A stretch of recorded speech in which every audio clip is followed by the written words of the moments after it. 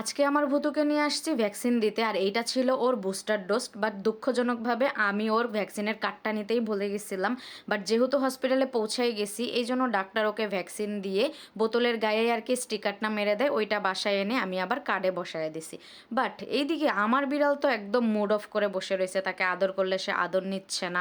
অনেক রেগে গেছে কেন তাকে আমি ভ্যাকসিন দিলাম। এখন আমার বিড়ালের মুড ভালো করার জন্য আমি 1P এই ট্রিটগুলা নিয়ে আসছি এবং তার মুখের সামনে যখন ধরি, সে মানে একটু নাটক করতেছিল, লাইক সে খাবে না, তার ভাল লাগতেছে না, একটু দেখাইতে হবে না, রাগ করছে যে। আমার বিড়াল পুরাই আমার মতো, মানে রাগ রাগের জায়গায়, খাওয়া খাওয়ার জায়গা। আগে খাওয়া আসছে এত মজার সামনে, এটাকে রেখে কি আমি রাগ করে বসে থাকবো? কখনোই না।